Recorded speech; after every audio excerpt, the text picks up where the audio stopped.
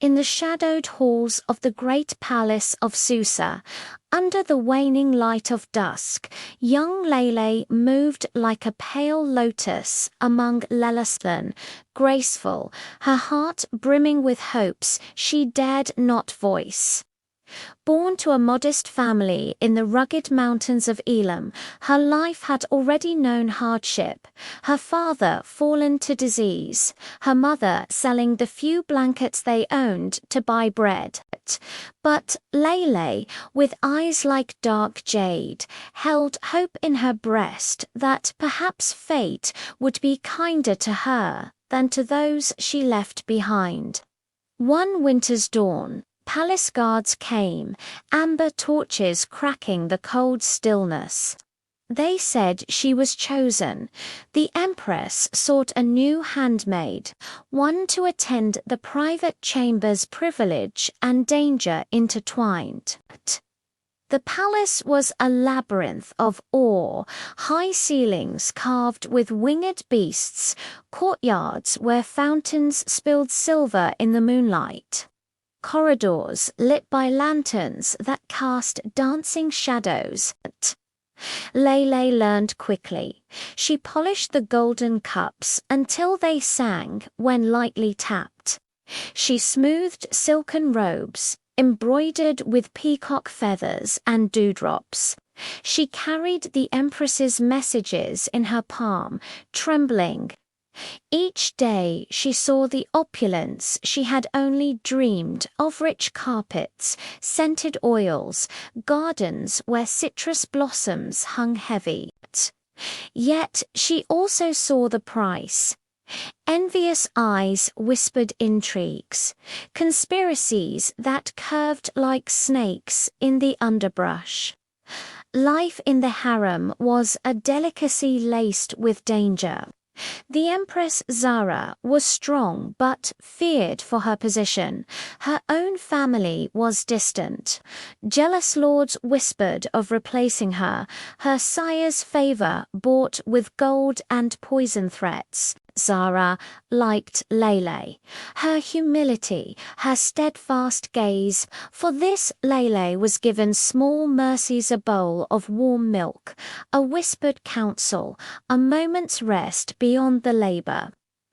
But such tokens invited suspicion. Other handmaids knit tales in secret, that Lele was ambitious, that she sought to supplant others, that Zara's affections would be used to twist power. Then came the first crime. It was mid-spring when the scent of jasmine drifted on warm breezes. In the inner courtyard, under a moon that glared like judgment, a noble guest was found dead, stabbed through the heart, clutching a piece of embroidered silk. The Empress's personal guard discovered him, his life dripping into the marble. Panic spilled among the servants, guards, and units. The Emperor demanded justice. The courtiers whispered, "This is an affront to the throne. Who among us wished him ill?" Fear swept the palace. Zara, trembling but proud, summoned her handmaids. She declared that anyone hiding the murderer would suffer. Lele's hands shook as she laid out towels, one trimmed with the same silk pattern found at the crime. Rumor said it was a fragment of Lele's own work. She had stitched similar motifs in the inner chambers. Envy sharpened into accusation. A rival handmaid, Banu, with hollow laughter, claimed the cloth came from Lele's mache, saw it there. Others nodded, swallowed their fear, whispered under their breath. Lele knew she was placed on trial by rumor before justice had even crossed the door. Zara weighed the claim. She questioned Lele gently at first. Lele denied, voice small tears pricking. But in courts of power, tears are often read as guilt, or worse, as weakness. Banu produced the cloth, pressed into Zara's hand. The guard captain examined its threads, dye, the peculiar pattern of the border. It matched. Lale's execution seemed imminent. She begged for mercy, appealed to her humble origins, her loyalty. An old eunuch, Hassan, spoke in her favor. She sweated by your side. She drowned her grief in silence. But Hassan had enemies, and his words fell among ears unwilling to receive them. Meanwhile, deeper intrigue stirred. The dead noble was secretly allied with a faction plotting to dethrone Zara, to accuse her of treachery to the emperor. And Banu, it turned out, had been promised wealth by the conspirators if she could incriminate Laylay, thereby forcing Zara into difficult turmoil, forced to defend her handmaid, show weakness, or even be seen complicit. The palace, as always, was a Zara, torn her heart loyal to Laylay, her crown threatened by scandal, ordered a discreet investigation. Guards searched the quarters, questioned other servants, even bribed a lowly textile merchant who had sold silk fragments. At midnight, in a hidden storeroom smelling of mothballs and damp stone, they found a letter. The handwriting was trembling, disguised, but the seal unbroken bore the signet of Banu in that letter. Banu confessed her role, how she had stolen thread from Lale's stock, how she had murdered the guest, or had hired another to do the killing, using Lale's embroidered silk as obfuscation. She hoped Lale would be blamed. The revelation spread through the palace like wildfire. Banu was seized in the courtyard, her screams piercing the hush of night. Zara confronted her, the letter in her hand. The captain of the guard pronounced judgment. In the ancient law, false accusation carried death.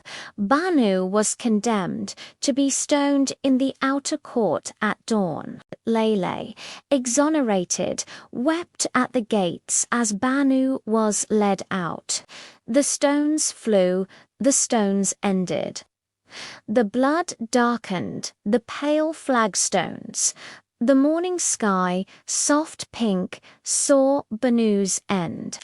But justice in the palace is a double-edged sword. Laylay survived, yet she was changed. The Empress, though forgiving, could not forget how fragile loyalty is. Laylay became distant, cautious. Every smile at another, every whisper behind a curtain. She wondered, is that envy again? She slept curled by the stone floor, not daring to lie upon the soft carpets, lest they be used as evidence of guilt. The courtiers now watched her with half fear, half respect. In the years that followed, another plot. The emperor himself died under mysterious circumstances blamed on illness, but some said poison. Zara feared for her life. Those who had plotted Banu's falsehood were now turning eyes toward the Empress. She ordered the guards to find traitors. Laylay found herself again drawn into the currents of intrigue, not by choice, but by proximity. She carried messages, saw secret meetings, overheard plans to arrest Zara, to defame her. Laylay passed these whispers to Zara, risking discovery. The conspirators, powerful lords with private armies, were not easily thwarted. In the final act, as war drums sounded beyond the palace walls, a coalition of nobles marched on Susa. Zara, betrayed by even some she considered allies, prepared the defenses. Laila found the old eunuch Hassan dead in his quarters, murdered for loyalty. She handfuled his ashes from the brazier, wept. The gates shook with battering rams. Inside, Zara donned war gear for a woman of her station and mounted the palace balcony, rallying servants, soldiers alike. The siege was brutal. Fires consumed courtyards. Arrows blackened the sky. Laila carried the wounded, tended to the dying. She saw Zara struck by a crossbow bolt as she stood to inspire her people. Time slowed. Zara's crown sagged. She fell. Laila caught her in her arms. Zara whispered, "Keep faith. Protect the truth."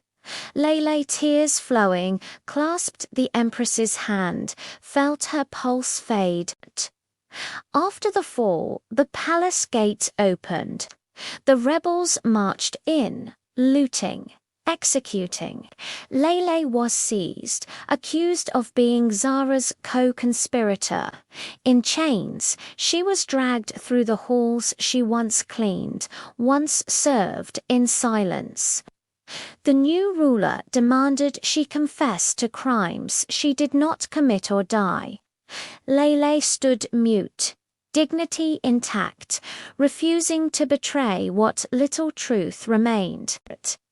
Under the sun of that climactic afternoon, they laid her upon a slab of cold stone. A dagger, simple, glinted. She closed her eyes and thought of her mother, of the mountains of jasmine and laughter. The blade plunged. She exhaled. The pain was sharp, then all faded. Silence reigned. The palace was quieter than before, but stained. The conspirators had won all, so they thought. Yet in hushed songs, among servants, among the ragged Laila's name was sung. Zara was mourned. The truth, though buried, lived in memory. In every silvery moon, every rustle of silk, every heart that knows betrayal, the tale of the handmaid who loved and suffered endures, a ghost in the corridors of history, a lesson etched in blood and loyalty, that even in the darkest courts, truth flickers, even if no one is there to witness, but someone remembers.